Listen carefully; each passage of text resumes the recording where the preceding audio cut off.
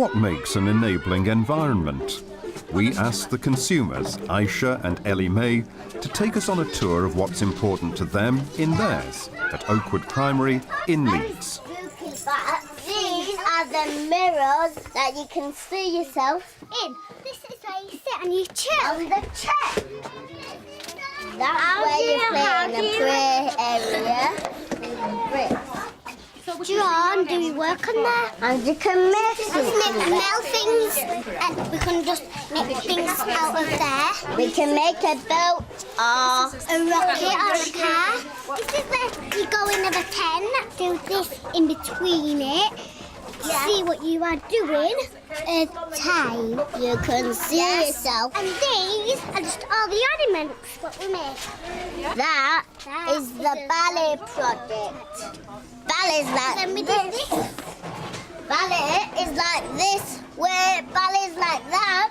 And I'm big like that when I'm 5. Yes, and I am 5. Same age.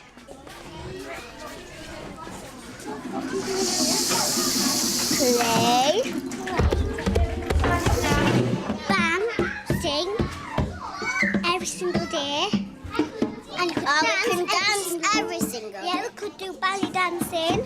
Like this. This is where you play the sound with a space. White and toilets there, washing your hands. This is where we have the garden. R-S-T-U-V. You have to be really careful. From September 2008, the Early Years Foundation stage changes. New principles are to guide the work of all practitioners.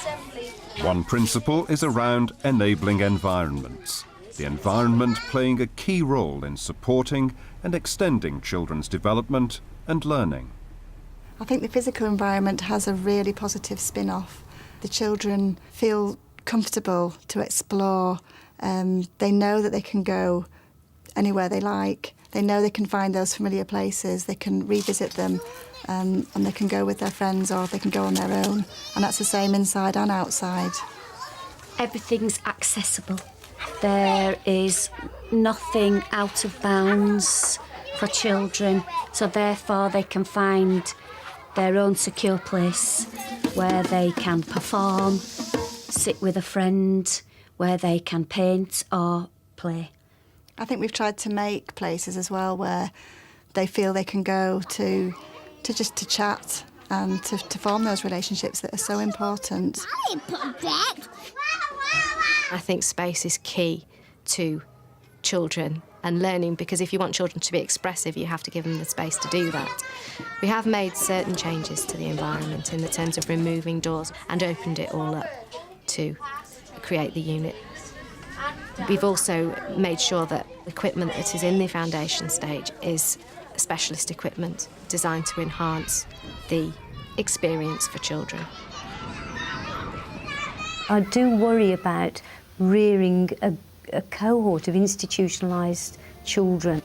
And I think we have a big challenge to humanise our schools, to deinstitutionalise them, and the way space is used to try and bring in this sense of a little bit of home into the setting, which can be done through furnishings and colours and fabrics and flowers and smells and those kinds of things. So I think this whole notion of enabling environment is complex. We need to think it through, and it shapes the learning processes and interactions that go on within it. EYFS encourages settings to develop their outdoor learning environment, and the children at Oakwood have been designing and are now to paint decorative pipes. Only real gloss paint will survive a Leeds winter. Any colour you like, we're just going to make it look nice and colourful. I do think we're in danger in this modern world of getting obsessed with risk and safety. But I do think that there is a danger that we wrap them up in cotton wool. Oh, that looks good, doesn't it? I mixed blue and green. all children need to have challenges, they need to be taken outside their comfort zones. I think the one thing we know is we will never get original thinking or original actions if children aren't prepared to take a risk. Oh, fabulous. And Paige said got a kangaroo. You'll do that? Part of the Enabling Environments principle in EYFS is to support every child on a personalised learning journey. Over a term ago, 5-year-old Paige sparked an interest in ballet, which still continues to inspire many children. Today, practitioners and children are planning together, and to the practitioner's surprise, the budding dancers want to make ballerina cakes. Oh, and the teachers could make the princess. Oh, I like the sound of that. Ballerina buns. Ballerina buns. And Cakes. yes, they sound good. With treacle. Ballerina sugar in that. Ballerina sugar in that. Then eggs. They mix it up. If you look well into the statutory curriculum, it's saying that the curriculum should be shaped around the child. A cookery book. That's a really good idea. We have to make them when we're doing the buns. We have to make it. Oh. So do you mean as we're making the buns, we need to write down what we're putting in? Is that what you mean? Oh, well, it's a good Wow. job we've got Mrs. Birdsall here. Every child is unique. Every child comes with competencies. They come with their own enthusiasms, their own interests, their own passions. And the job of the skillful practitioner is to tune themselves into that in a very individual way. Flowers. Oh yeah, we said flower. No, I said flowers. We can put Flowers. Real flowers like that. Yeah. Inside our cake mix. Yeah. No, because it smells like perfume. Oh, said smell right. like Well, I don't know if you can eat any flowers, Mrs. Ahmed. We might have to find that out. Roses. No. Have you tried that at home then? Well, I've learned something new. I'll check that out on the internet then, Erin, this afternoon. Shall we do that? Because we're not always sure what is going to come up in a project meeting, we have to be quite flexible and we have to record what the children say, what the children do, and look for the gaps afterwards if there are any gaps. Oh, that was gorgeous. We've got a special board where we record the things that have come from the children. It was felt that to have a more visual effect on the planning meant that any member of staff, any visitor, any parents can see openly what we are trying to achieve with these children and how we're using that knowledge to move their children forward. If you take a list Yes, from I here of will. what they've said. EYFS talks about enabling environments being emotionally supportive too, reviewing the planning daily and making a positive response to children's ideas promotes this directly. Well, one of the key things for me was when Erin was talking about making a cookery book. She said, all of us, we could make our own cookery books. We could get parents involved with that. Yeah. And recipes from home, from lots of different That'd be cultures. absolutely brilliant. I don't think that a personalised learning journey means that practitioners shouldn't plan. I think they should plan, but they should plan based on what they know about that child. The skill of the job is to shape and scaffold that in certain directions that maybe you need to go. But like all of these things, it's a balance. The next day, an area has been created for cake making, proof to the children that their ideas influence the learning environment. Now, what do you think we should put in first? Egg. OK, then, your choice. Would you like to crack them into the bowl? Would you like to? You can if you want. It's your cake. I love them. Yes? Right, come on then. Some of you ever cracked an egg before? No, it's a first for some of you. Oh, it's cracking. Right, now you have to stick your fingers where it's cracked and empty it into the bowl. Push your finger in.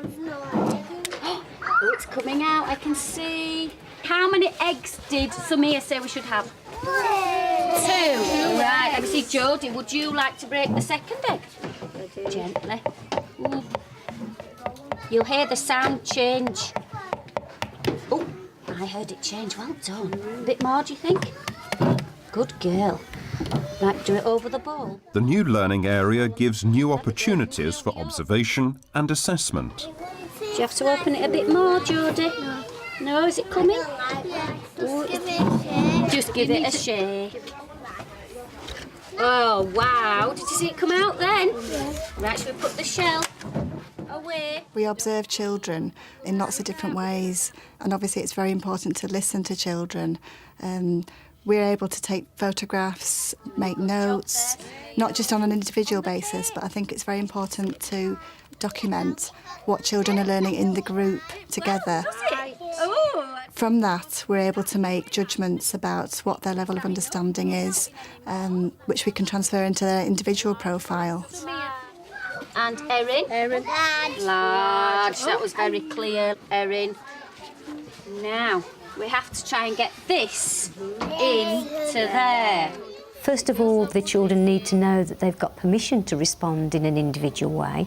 The physical environment has to enable that through providing lots of different varieties of materials from which the child can select to make their own responses. And if you do that, you will never ever get two cakes decorated the same, because there's no two children the same. Wow, that's good. You just made And what are these bits for? I'm done. What are you going to do with that? Lovely, that looks really nice. It's like the dress. Beautiful. When I go into classrooms where I see difference, that's a real good indication for me that the practitioners are seeing the children as individuals. Oh, you couldn't resist, I saw you. The new EYFS takes as a commitment delivering the outcomes of Every Child Matters well beyond early years. At Oakwood, this means getting the rest of the school ready for the children who have been encouraged to be individual and independent learners. The focus of education can often become about reading and writing and bringing in new strategies for getting children to take on board sounds and literacy and numeracy. But this school has always believed that the core curriculum is the PSHCE curriculum, and that permeates the whole school. Kangaroo. So can you all jump up and down like a kangaroo? And it's our greatest challenge to take the approach that we've managed to establish in the foundation stage throughout the school. But this school has long held a belief that every child is unique, and throughout the school I would hope you could see that approach to all children. I wonder what they're going to taste like. Oh, I wonder. I've been thinking about this all day. Oh, wow. What does it taste like, Erin? Sticky. One of the advantages of the EYFS is that we are now thinking about a continuous process. So transition, continuity, we do need to think about it quite sharply. I do believe the new framework helps us with that tremendously. And I recognise it's not easy, but if we really have the child's well-being at our hearts, we have to keep working at that. What's special about yours? The earrings. Do you know, I remember yesterday you were saying about the earrings, weren't you?